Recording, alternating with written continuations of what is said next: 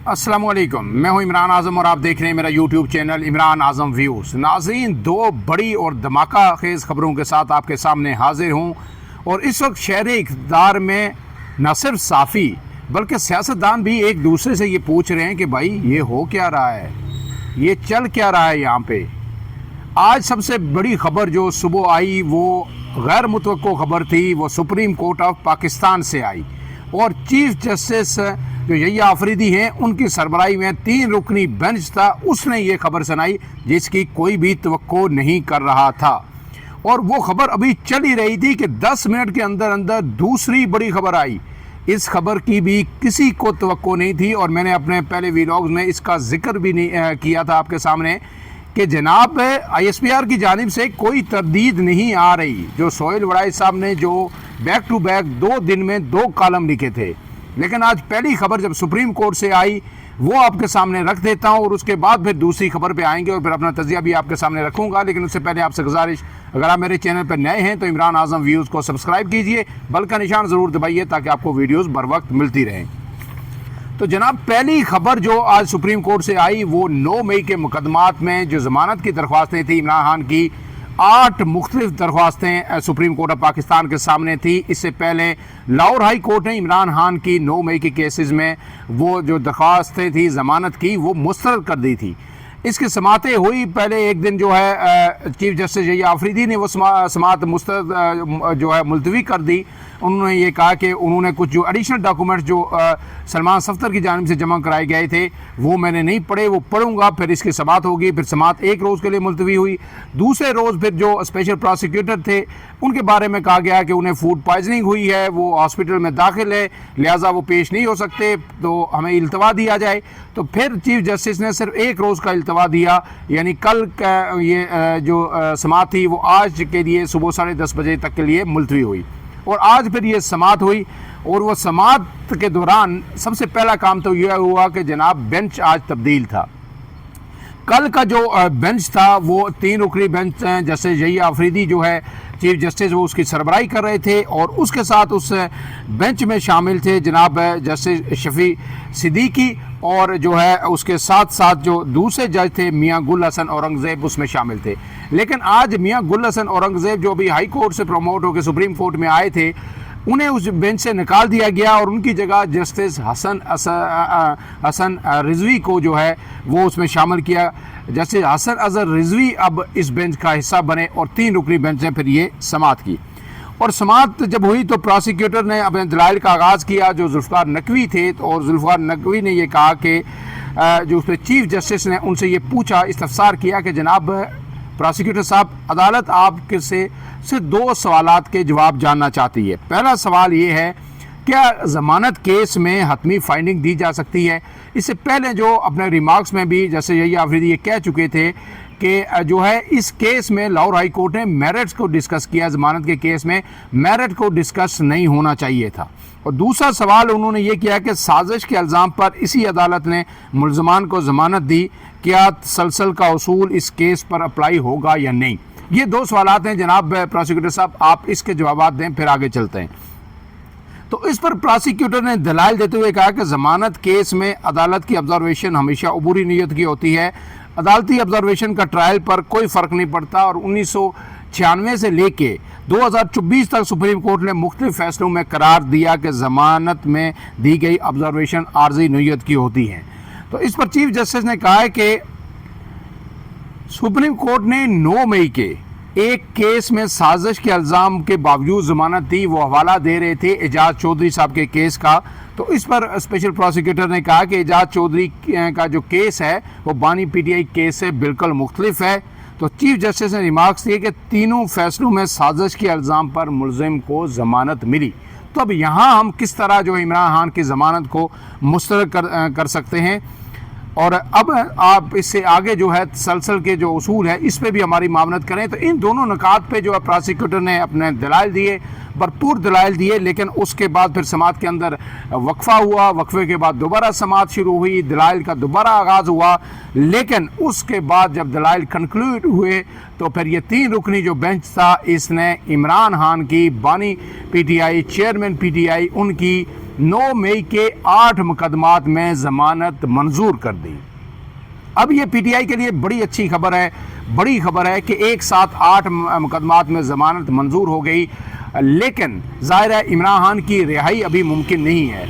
पहली बात तो ये है कि दीगर कई मुकदमात जो है उनके खिलाफ जिनका ट्रायल हो रहा है, और इसके साथ साथ वो 190 मिलियन पाउंड में भी उन्हें सज़ा हो चुकी है और वो जेल में कैद हैं अपनी अहलिया के हमरा, जबकि जो है तोशाखाना 2 केस की समाअत भी चल रही है।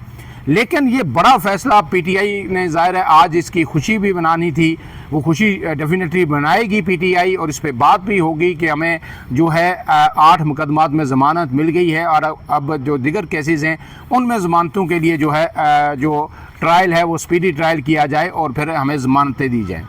लेकिन इसी दौरान एक बड़ी खबर जो धमाका खेज़ खबर आई कि मैंने आपको कहा था कि आईएसपीआर ने जो सोहेल वड़ाइच साहब ने पहला कॉलम उन्होंने लिखा 16 अगस्त को, और वो कॉलम था फील्ड मार्शल से पहली मुलाकात। उस मुलाकात में उन्होंने ब्रसल्स में जो एक इवेंट था उसके दौरान जो है जो फील्ड मार्शल सैयद आसिम मुनीर से जो उनकी मुलाकात हुई उस पे हवाले से उन्होंने कॉलम लिखा, और उसका जो लुब्बे लबाब था, वन लाइनर ये था कि आर्मी चीफ ने सोहेल वड़ाइच को ये कहा कि सियासी जो मसालियत है वो उसी सूरत में मुमकिन है कि जब इमरान खान जो है 9 मई के केसेस पे माफ़ी मांगे, और फिर उसमें जो है उसके बाद आगे बात हो सकती है। एक कॉलम ये आया, और फिर दूसरे दिन जो 17 अगस्त को सोहेल वड़ाइच साहब ने दूसरा कॉलम लिख दिया।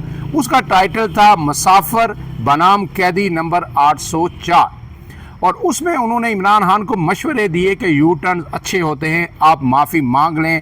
जब आप माफ़ी मांगेंगे तो फिर आप जेल से बाहर आ जाएंगे, फिर आप आके आराम से बैठ जाएं, ये सिस्टम भी चलने दें, और उसके बाद आइंदा इलेक्शन की तैयारी करें। लोग आपके साथ हैं तो आप एक मरतबा फिर इक़्तिदार में आ जाएंगे। ये बैक टू बैक 2 कॉलम थे।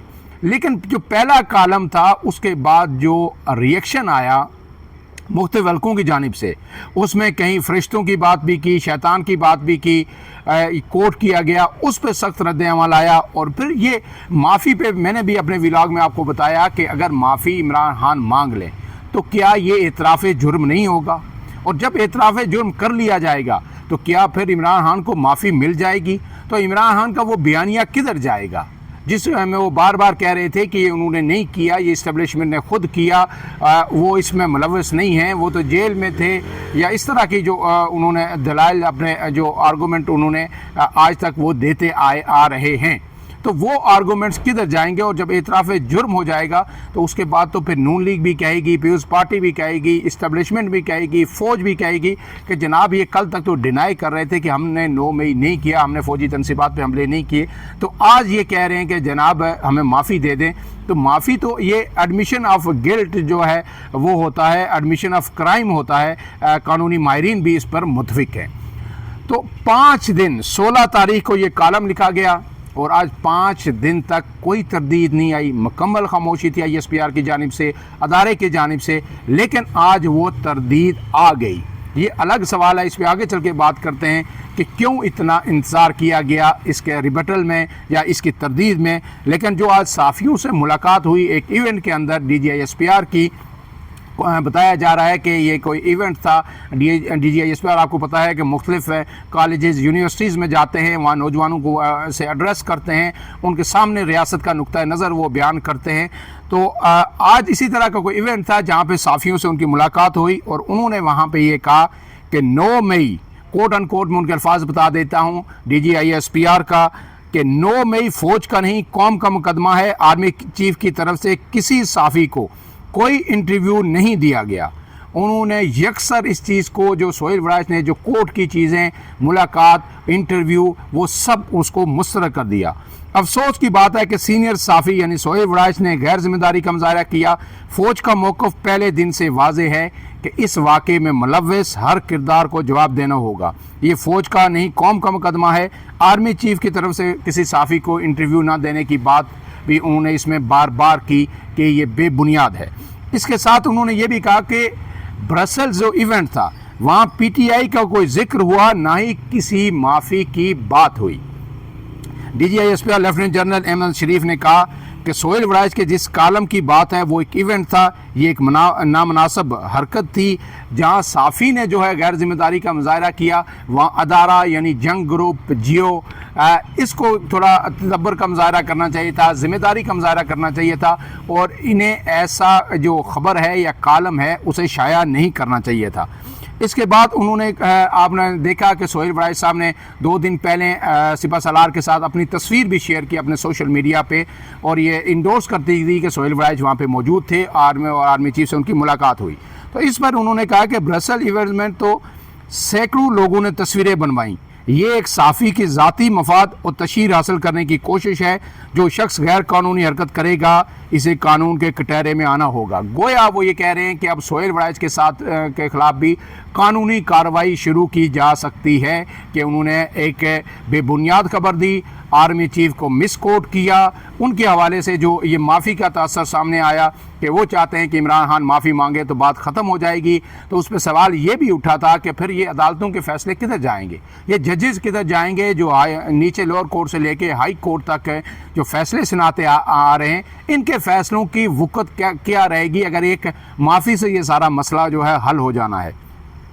इसके साथ तर्जमान पाक फ़ौज ने कहा है कि फ़ौज एक ज़िम्मेदार अदारा है और हमेशा कौमी मफाद को मुकद्दम रखती है। फ़ौज का मौक़िफ़ पहले दिन से वाज़ेह है कि इस वाक़े में मुलव्वस हर किरदार को जवाब देना होगा। 9 मई के ज़िम्मेदारान में मास्टरमाइंड, सहूलतकार और मनसूबा साज सब शामिल हैं और सिर्फ माफ़ी मांगने से ही जो है ये कानूनी अमल जो है किसी तौर नहीं रुकेगा।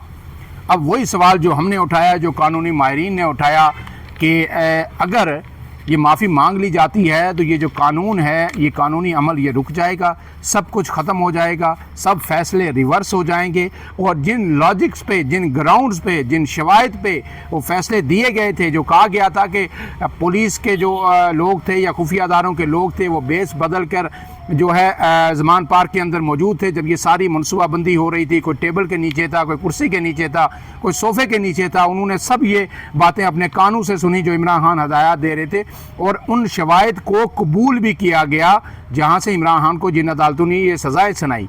लेकिन अलग बात है कि कई मुकदमात में वही जो गवाह थे उनको रिजेक्ट किया गया, उनको मुस्तरद किया गया, लेकिन इमरान खान के मामले में वही गवाहियाँ कबूल की गई। अब इस सब के बाद जब ये ISPR की जानिब से वाज़े और 2 टोक अल्फाज में तरदीद आ गई है तो सवाल ये भी बनता है कि बड़ी देर कर दी मेहरबान आते आते ये फौरी तौर पर जिस दिन ये कालम छपा था उसी दिन ये रद्द अमल आना चाहिए था। अब ये क्यों नहीं आया, इसके हवाले से ज़ाहिर है इस वक्त जो बातचीत हो रही है वो यही हो रही है कि ISPR ने या अदारे ने इमरान खान की जानिब से रद्द अमल का इंतज़ार किया कि हो सकता है PTI इस हवाले से कोई पेश कदमी करे, कोई गुफ्त शनीद का आगाज़ हो और फिर दरमियान में कहीं जाके बात जो है बातचीत सटल हो। लेकिन जब इमरान खान से बयानात आना शुरू हो गए अडयाला जेल के अंदर से, जो उनकी मुलाकातें हुई, जो वकील जनाब गए थे और उन्होंने जो आके PTI ने जो सेनेट और कौमी असम्बली में नामजदगियाँ की कि ये लोग जो है सेनेट में अपोजिशन लीडर होंगे और कौमी असम्बली में होंगे महमूद अचकज़ई कौमी असम्बली में और सेनेट में जनाब अपने अपोजिशन लीडर उन्होंने आज़म सवाती को नामज़द किया। तो ज़ाहिर है इस मामले पे भी बात हुई होगी क्योंकि उसके बाद इस कालम के बाद किसी की इमरान खान से मुलाकात नहीं हुई थी।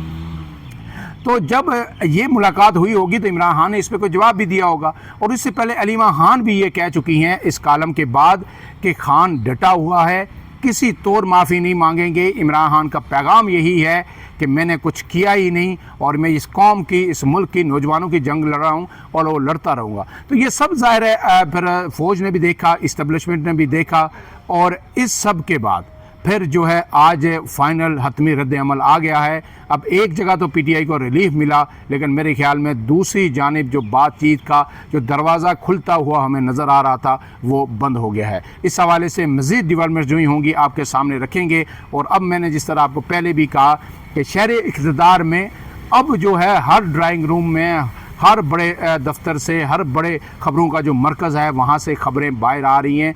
और कल भी बड़ी डेवलपमेंट हुई इस मुल्क के जो सियासी नक्शा है, जो रिफॉर्म्स होनी हैं, जो इस्लाहत होनी है, चाहे वो 27वीं यानी तरमीम की सूरत में हो या किसी और सूरत में, उसके हवाले से भी एक बाकायदा डिबेट का आगाज़ हो गया है।